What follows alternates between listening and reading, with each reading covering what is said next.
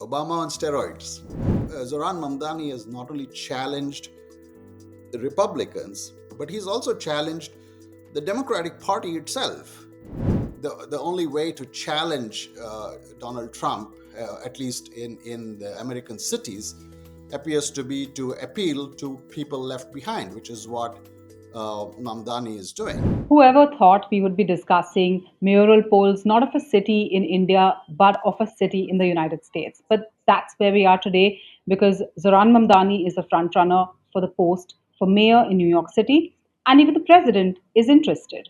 So, Chidanand Rajghatta, thank you so much for joining us once again. And there are so many inherent contradictions in this, and we'll get to that as well. But first, Zoran Mamdani's campaign itself. Many people would not have even given him an outside chance when he ran for the primaries of the Democratic Party. And now here we are, he's the clear frontrunner in this race. Yeah, I mean, it's a unique campaign. It kind of ignited quite remarkably. And in many ways, it reminds me of, the Obama campaign in 2008, and on steroids this time. Because the Obama campaign, if you recall, 2008 was the early days of social media. Twitter and Facebook had just sort of kicked in. Obama rode on that, managed to reach out to a lot of young people. And here you have Zoran Mamdani, who's even younger, he's 31, reaching out to a really young demographic using social media, which has advanced further along. You now have TikTok and Reels and all kinds of new technologies, and he has exploited that very very skillfully. I don't know if you have seen, or our viewers would have seen, some of his TikTok videos or Reels videos. He's really smart. He speaks the language of the youth. And New York is a youthful city, and it's also an immigrant city. Yeah. I mean, you ask why is this race attracting global attention, not just U.S. attention, but global attention? Because New York is a global city. It is the most diverse city on the planet, arguably. I can think of only Toronto probably comes anywhere close in terms of diversity. It has 200 nationalities, and it has a very young demographic. 40% of New Yorkers are born outside the US, right?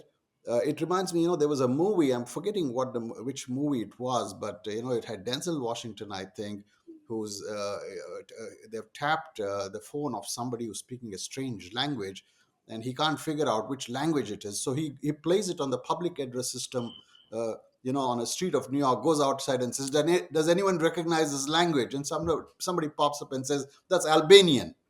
So he just was the ideal candidate, the right candidate at the right time, and he's tapped into this enormous sort of unrest among particularly the young of New York.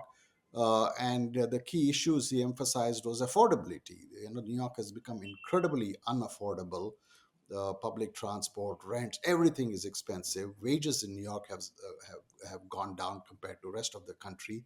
So he just tapped into a very very um, sense of unrest among the youth, and his campaign has sort of ignited. You've talked about affordability, and in that sense, even Zoran Mamdani agrees that that is one thing, perhaps, maybe the only thing that he actually has in common with Donald Trump. True, except that the sense you get is Donald Trump has come to be associated with a wealthy. I mean, he talks the language sort of aimed at helping the poor. But he's a wealthy guy with his wealthy billionaire cabinet. By the way, remember, Donald Trump is also a New Yorker, and in fact, originally from Queens, which is where Yes. Mamdani is from. Represents, yeah. Yeah, but Mamdani has tapped into a real life problem in New York, which is young people are sort of unhappy with the rents, with the wages, with everything, and it's a predominantly young electorate. Incidentally, all the polls show that people who are, I think, in the demographic below 35 are predominantly voting for Mamdani. and it's the older demographic, 50 and above or 60 and above, who are voting for Cuomo. And Cuomo is a former Democrat now running as independent, and there's a third candidate, Sliva. They are seen as part of the old establishment, and they really are the old establishment, moneyed, wealthy. Mamdani comes across as a regular workaday guy, although he's always really smartly dressed, and he himself says he grew up with privilege. I'm sure most of our viewers know that his mother is Mira Nair, who's Yeah. a celebrated Indian filmmaker, and dad is an Ugandan Indian, born in Mumbai but grew up Right, in Mahmood Mamdani. East And Africa. a well known academic. Right. Yeah. Very well known academic, and in many ways, they you can clearly see they have had a very profound influence on Zohran Mamdani. His dad is obviously has socialist leanings, and Mamdani himself is a self-declared socialist. So it's really remarkable that the most capitalist city on the planet, okay, is now going to have a mayor who's a self-confessed democratic socialist. I mean, you can't miss the irony. And a lot of that has to do again with how New York has progressed and is now perceived as a rich city where the wealthy, where Wall Street has let down Main Street, Hmm. right? New York City it is the wealthiest city on the planet in terms of number of millionaires. It has 300 and I think 350,000 millionaires at last count, right? And most of them Manhattan, Wall Street. And then there's the rest of the boroughs, particularly Bronx and Queens, Brooklyn, left behind and feeling left behind. So Hmm. this is a revolt of New York City, the other boroughs versus Manhattan, and particularly versus Wall Street. Okay. What I find difficult to understand, or I think what most people might find it difficult to wrap their heads around, is that he went through the Democratic primary process. He is the official candidate of the Democratic Party, and yet Democrats and influential Democrats have had trouble getting behind him. So many of them have taken so long to even officially endorse him. Correct, because they are the establishment. Remember, whether it's Democrats or Republicans, the U.S. politics is ruled and controlled by the wealthy elites, right? There are rare exceptions like Bernie Sanders. In fact, Bernie is the first one and probably the most prominent Democrat to come out openly for Mamdani.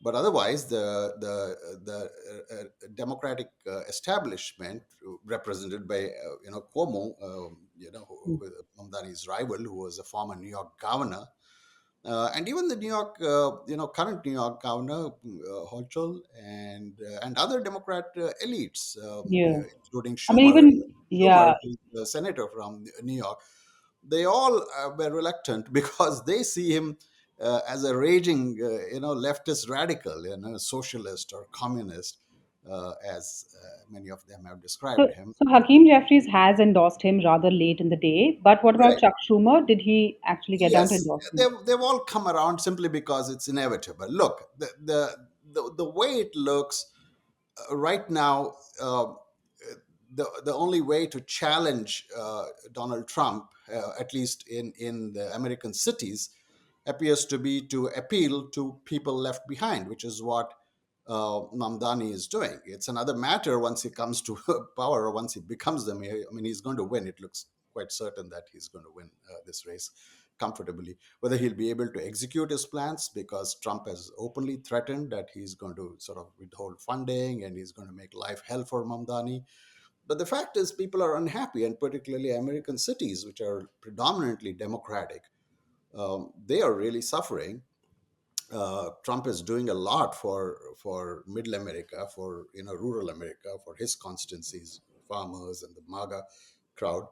But democratic cities, American cities, which are predominantly blue, feel discriminated, and particularly with all this flooding in of ICE and Hmm. immigration enforcement and so on, has put fear into a lot of people.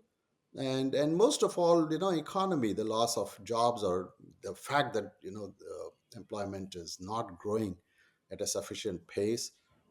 Wages are stagnating in New York. Actually, they have gone down. and cost of living is going up. So he seized on this affordability issue, and he's really beaten it. And he has he is very clear in his mind that he's going to tax the rich. Hmm. Tax the Correct. rich. That's his solution. Hasn't always worked well in the past, and but it has a resonance now. And plus the issue of immigration. People are fearful. People in American cities are fearful with all this ICE enforcement and immigration enforcement. So yeah, I There mean, were some of he's his ideas there were some of his ideas which he kept hammering at: free buses, right. freezing rent, opening these grocery stores, one in each borough, of taxing the rich. So these are ideas that he is going to talk about. I mean, and he's saying he's going to implement them. How realistic are they? It's tough. It's tough, but he has a good talk. Like I said, we'll see how how it's all going to pan out. Because, like I said, the federal government has the ability to sort of squeeze the funds. Trump has obviously threatened openly, but then there will be pushback, from the voters and from his constituency. The fact is, he is very fluent in the way he presents it. For instance, free buses. People asked him. There have been interviews where he's been asked, if you have free buses, then you'll have all the homeless people living in buses, Hmm. forever. And he's actually produced studies that, in experiments, it's not shown to be so. And a lot of his so-called socialist solutions. I mean, I have to sort of spend a moment on this whole socialist business. The word socialist has been so demonized in the United States. It's incredible. You say socialist, and it's like a trigger for everyone to go absolutely nuts. The fact is, the United States is socialist in so many ways, and I think I've pointed this out before. When people, including wealthy people, want help, and I pointed out, during COVID, for Hmm. instance, then you wanted the government to come to your rescue, Correct. right? And in so many ways, things like Social Security and Medicare and Medicaid are all socialist policies. So the idea that somehow, socialists are dangerous, I mean, it's absolute poppycock. The United States had a very thriving socialist party and socialist movement, for many years. In fact, there are celebrated, socialists, including, my idol, actually, in my youth, a singer named Udi Guthrie was, a national icon and a socialist. And there are people like Bernie Sanders who are still very Yes. relevant and who propose solutions which are, not all that radical compared to what Trump is doing, including taking stakes in companies like Intel and US Steel, which True. are very socialist. This thing. So yeah, this demonization of socialists is now not sticking. They tried with Mamdani, constantly hammering away, calling him communist, socialist, and so on. But look, forget the labels. The fact is, people need help. New Yorkers, particularly, the cost of living is really a critical issue there. And so he's proposed, things like $30 an hour minimum wage, and so on. And it has resonated with people, and particularly young people in a city which is very diverse. It's the epitome of, American diversity. That's something being challenged by Trump and the MAGA crowd, who want a white only nation for the most part. And so yeah, his campaign has caught on. It'll be very interesting. I'm looking forward to other races in American cities. It really looks like, city versus urban versus rural Hmm. setting in the United States going forward. But the fact is, Zoran Mamdani has not only challenged Republicans, who are actually nowhere in the picture in New York. Hmm. New York, traditionally, both the state and city, a democratic stronghold. But he's also challenged the Democratic Party itself. The Exactly. elites. Yeah. Remember that there is a lot of resentment against Democratic Party, not just on the right, but even within the party, because there are entrenched interests in the Democratic Party who are not very different from the Republican elites. You know, you take Chuck Schumer or Andrew Cuomo or Nancy Pelosi. They're not well regarded by the rank and file. The younger, Americans, the younger demographics see them as, elites who have actually betrayed them. And some of his statements, especially the ones he made in the past, things he said on Israel, Mhm. globalize the Antifada, all of these things have been raised time and again during the campaign. But there was, and if you could talk about this as well as him addressing Islamophobia just again in the last few days.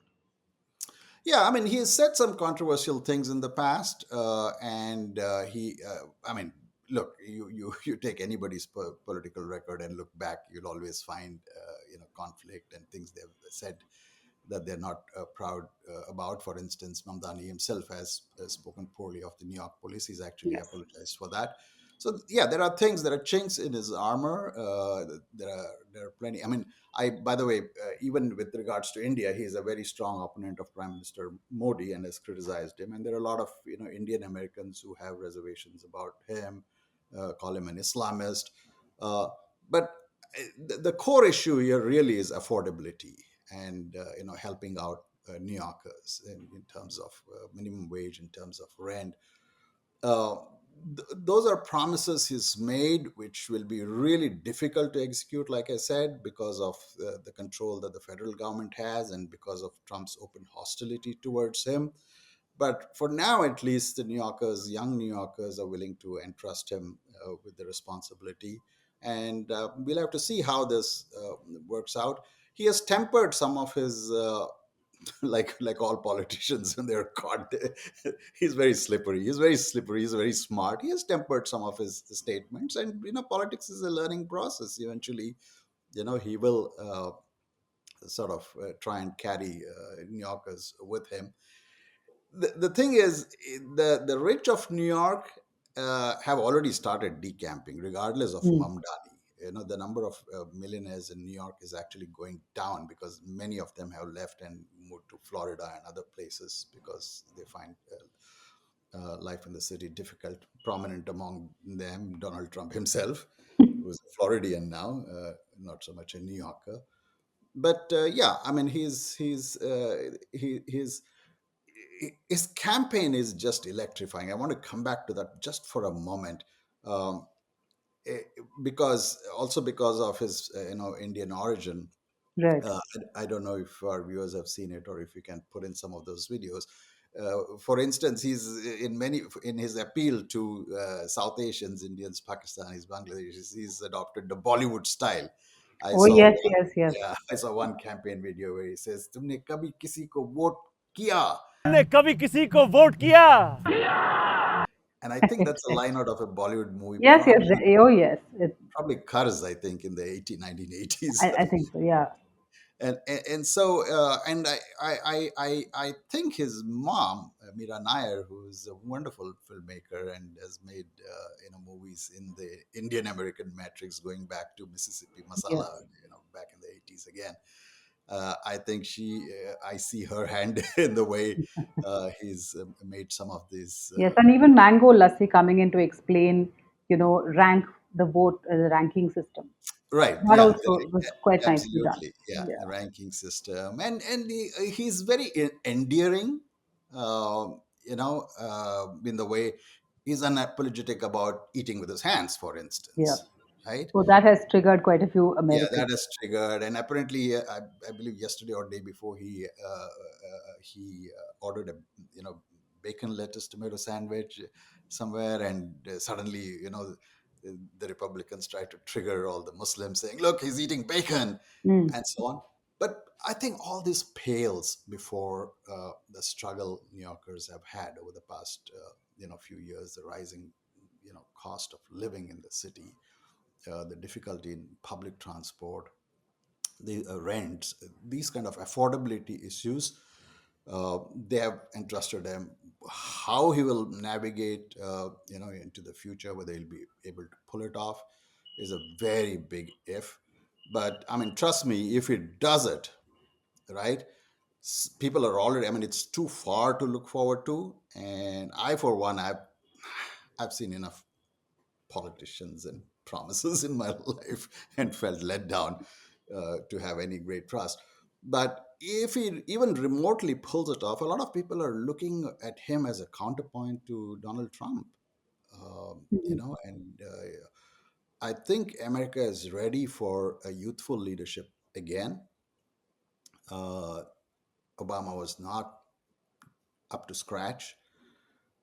He looked old and tired by the time he stepped down after Right. 8 years. But at least insofar as American cities are concerned, New York, Washington, D.C., Boston, Los Angeles, Chicago, Atlanta, young people unhappy with the current arrangement, uh, believing that Trump is not well inclined towards them because of his whole, crackdown on Mm. immigration, which goes beyond, reasonable uh, limits. They're ready for alternative youthful leadership, and I think between Mamdani and Alexandria Ocasio-Cortez and a few Mm. others, they definitely have an appeal in American cities, and particularly in more diverse cities. It's very interesting that in New York, older white male demographic is predominantly leaning towards Cuomo, Mm. status quo, and it's a younger demographic which is going to propel Mamdani to victory. I'm curious what you think of how New Yorkers are reacting to President Trump very openly saying that, yes, he's well ahead, but if they elect him, I'm not going to give any federal funding to New York. I'm going to really clamp down on that. I mean, it's very open and out there. Yeah, the thing with Trump is he's very transparent. He says, "I don't like you." He means it. He says it openly. Nothing hidden about it, and he's said it. I'm not going to, give funding. They've actually, I think, cut 18 billion in funding to some projects. So yeah, I mean, he's going to have a tough time. But remember, New York also is the wealthiest city, and the powers of taxation. The city has powers of taxation, right? Mm. So he is going to, tax the wealthy. He's very open about it. Anybody, millionaires, 1 million above, will get taxed. And like I said, there are 350,000 millionaires in New York. So yeah, it will be a challenge. But remember, if Trump pushes too hard on this, and already the cities of America are unhappy, it could lead to a situation where, like I said, and I've long felt that there is this growing urban rural divide, Right. one, and two, the divide between middle America and coastal America, Mm. stateside on the West Mm. Coast. The West Coast states, Washington, Oregon, and California, are strongly Democratic, particularly the cities. Same on the East Coast. Uh, and at the end of the day, Trump also has to deliver to his constituency. Remember, there are farmers who are now unhappy. There are a lot of middle Mm. American constituencies which are gradually getting unhappy. So eventually, both sides will have to navigate and basically come together to appeal to all of America. The Democrats can't, rule just by winning the coastal states or the seaboard, eastern and western seaboard, and uh, um, similarly, Republicans just can't rule by winning Middle America. So at some point, they have to broaden their appeal. One, and you know, two, they have to sort of have platforms which are wider. Mm. And so yeah, and if Mamdani even remotely pulls this off, uh, and highlights his struggles while pulling it off, his national appeal will grow. He's 31. I mean, that's saying something. Yeah. He was a state assemblyman whom very few people knew a year ago, Mm. and I can tell you he has really ignited. There is actually incredible, excitement on the Democratic side, uh, to the extent that a lot of people are starting to wonder what is Schumer and Pelosi and all these older people doing in the party. They should step away. The one exception, of course, is Bernie Sanders, forever young. True. Yeah, in many ways, I guess Mamdani is a surrogate of Bernie Sanders, the younger surrogate that a lot of leftist Democrats hope for. So to sum up, if you were to put three things out there that have worked the most for Mamdani, from being a complete, unknown face to the front runner, what would that be for you? Yeah, I mean that itself is a big help. Unknown face, relatively little known, and very personable, right? I mean, always smiling and laughing. His ability to cut through serious stuff, and yet present ideas in a very engaging way, uh, very striking. He's a creature of the modern social Absolutely. medium. The way he conducted his social media campaign was so skillful, Hmm. right? I mean, beginning with, he just completely changed the grammar of campaigning. Yeah, actually, in fact, and that itself is so interesting because he didn't have the advertising budgets, but the algorithm effectively ended up working for him.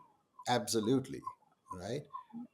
And staying on top of issues, right? He knows, he's done homework, right? Like I mentioned, the idea of affordable housing. When he goes into figures, he knows his stuff, Hmm.